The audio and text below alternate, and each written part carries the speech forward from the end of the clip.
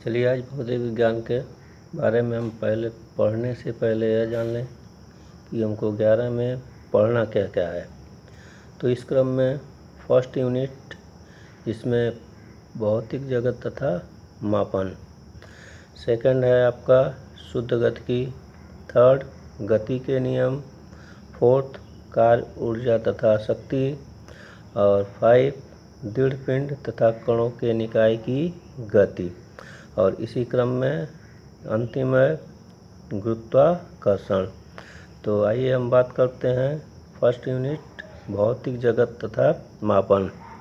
तो भौतिक जगत तथा मापन में मापन की आवश्यकता, माप के मात्रक प्रणाली, एसआई मात्रक, मूल तथा व्युत्पन्न मात्रक जिसमें लंबाई, द्रव्यमान, समय मापन, यहाँ तक तो आप हाई स्कूल में पढ़ चुके होंगे। यथार्थता तथा मापक यंत्रों की परिशुद्धता, माप में त्रुटि, सार्थक अंक। इसमें आगे हम बढ़ेंगे तो भौतिक राशियों की विमाएँ, विमीय विश्लेषण तथा इसके अनुप्रयोग। तो सबसे पहले हम शुरू करते हैं भौतिक जगत तथा मापन। तो भौतिक जगत physical world. What is science, विज्ञान क्या है। इस क्रम में विभिन्न परिघटनाओं से संबंधित प्रयोगात्मक परीक्षणों तथा वैज्ञानिक तर्क पर आधारित इन परिघटनाओं के सुव्यवस्थित एवं क्रमबद्ध ज्ञान को विज्ञान कहते हैं।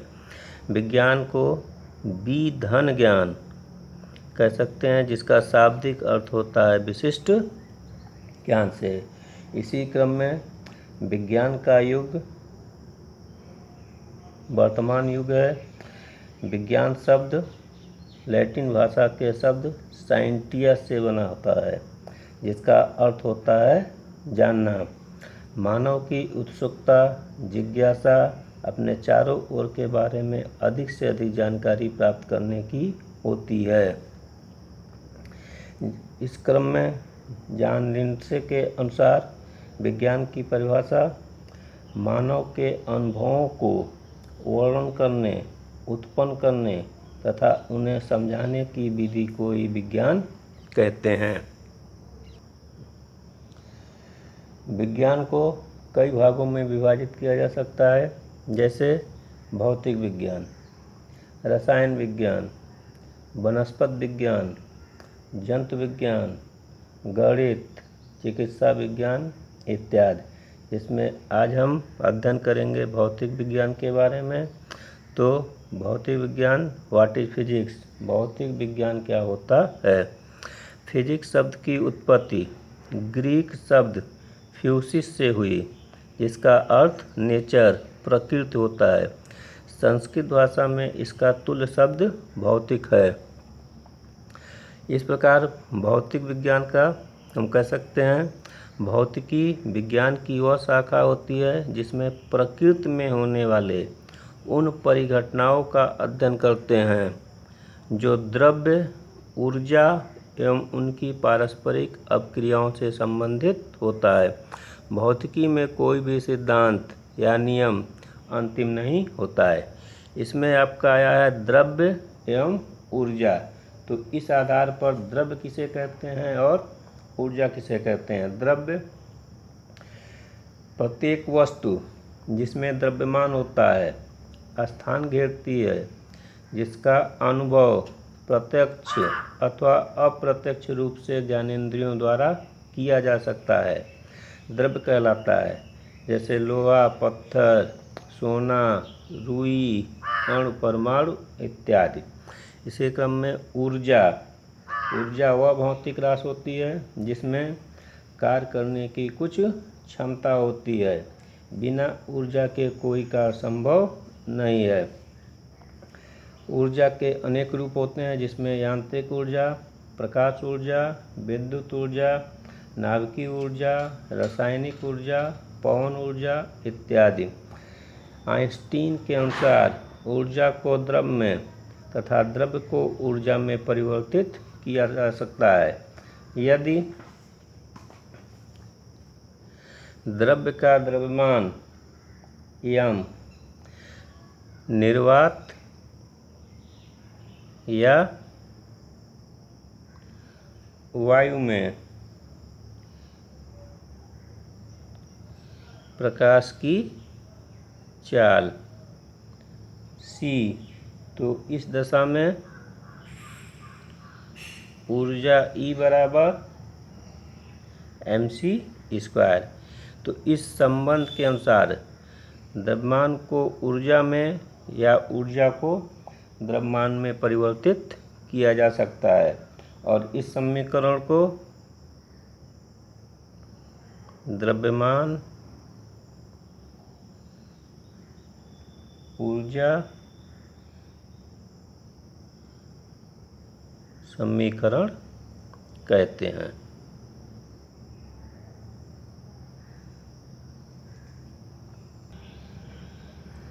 इसमें हम आगे बढ़ेंगे तो भौतिकी का कार्यक्षेत्र एवं रोमांच। प्रकृति में घटित परिघटनाओं, दिन रात का होना, वस्तुओं का वार्षिक चक्र, इंद्रधनुष का बनना, ज्वालामुखी, भूकंप आदि परिघटनाओं के कारणों की खोज रोमांचकारी है। भौतिकी के अध्ययन के लिए सामान्यतः निम्न भागों में बांटा जाता है। जैसे फर्स्ट, सामान्य भौतिकी, जनरल फिजिक्स। इसमें यांत्रिकी, मैकेनिक्स और द्रव्य के गुणों का अध्ययन होता है।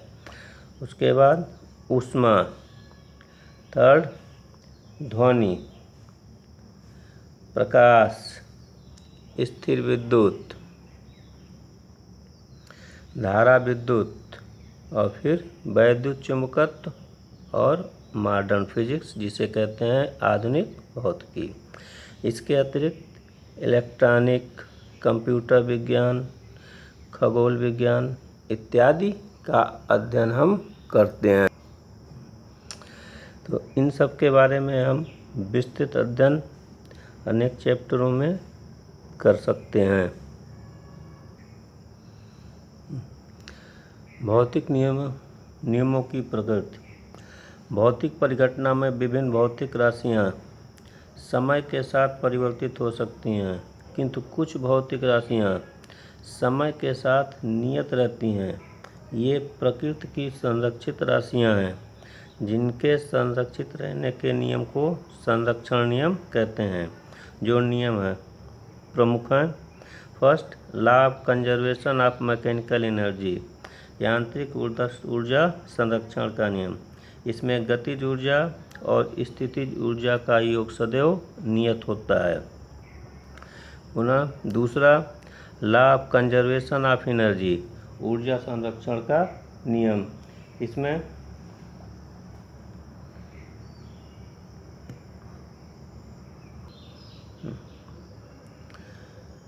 Law of conservation of energy, ऊर्जा संरक्षण का नियम। इसमें न तो ऊर्जा को उत्पन्न किया जा सकता है और न ही नष्ट किया जा सकता है। केवल ऊर्जा को एक रूप से दूसरे रूप में परिवर्तित किया जा सकता है। उसके बाद law of conservation of mass, द्रव्यमान ऊर्जा संरक्षण का नियम। फिर आता है law of conservation of charge, आवेश संरक्षण का नियम। इस नियम के अनुसार एक विलगित निकाय का आवेश सदैव नियत रहता है। विलगित निकाय ऐसा समूह होता है जिस पर कोई बाह्य बल कार्य नहीं करता। जैसे सूखे बाल तथा प्लास्टिक की कंघी को रगड़ने पर सूखे बालों पर धन आवेश तथा कंघी ऋणावेशित हो जाती है। कंघी पर यह ऋणावेश सूखे बालों पर धन आवेश के बराबर होता है। उसके बाद आपका आता है law of conservation of linear momentum, रैखिक संवेग संरक्षण का नियम। यदि कणों के निकाय पर कार्य करने वाले बल का परिमाण शून्य हो तो निकाय का रैखिक संवेग सदैव संरक्षित होता है।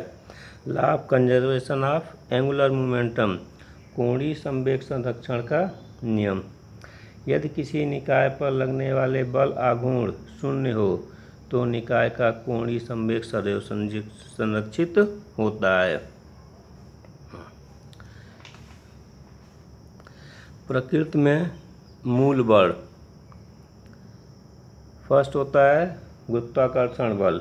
गुरुत्वाकर्षण बल में किन्हीं दो पिंडों के बीच लगने वाला गुरुत्वाकर्षण बल पिंडों के द्रव्यमानों के गुणनफल के अनुक्रमानुपाती तथा उनके बीच की दूरी के वर्ग के व्युत्क्रमानुपाती होता है।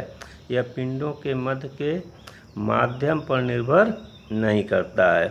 तो इसको हम इस तरह से लिख सकते हैं, यदि पिंडों के द्रव्यमान m1 m2 और बीच की दूरी r हो तो लगने वाला गुरुत्वाकर्षण बल F आपका दिया है कि द्रव्यमानों के गुणनफल के अनुक्रमानुपाती m1 m2 बीच की दूरी के वर्ग के व्युत्क्रमानुपाती r1/r²। तो F proportional to m1 m2 बटे r² या F बराबर K m1 m2 बटे r² और K को हम G से, तो लगने वाला गुरुत्वाकर्षण बल F G m1 m2 बटे r², जहाँ G जो होता है कैपिटल G, इसे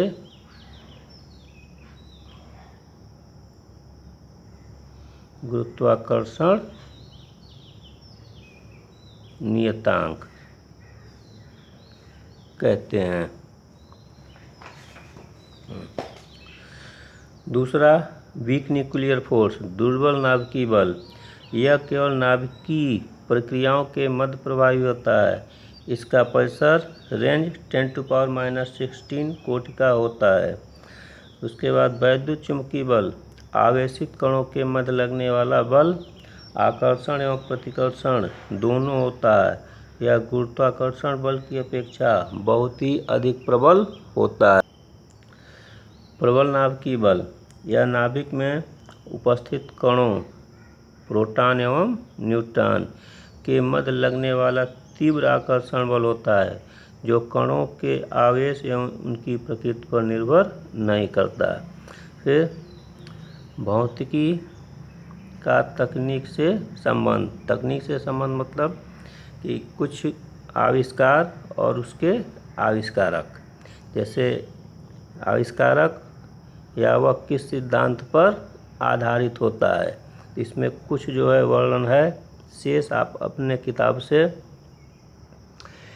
लिखेंगे और उसको याद करेंगे।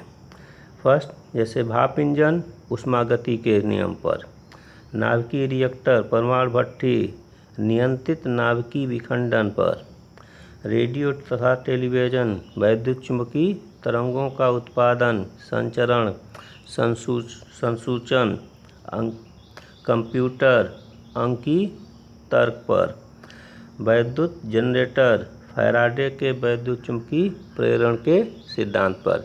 इसी प्रकार अन्य टेक्नोलॉजी और वह जो है किस सिद्धांत पर आधारित होता है, इसका अन्य रूप लिख करके और उसको याद करने का प्रयास करेंगे।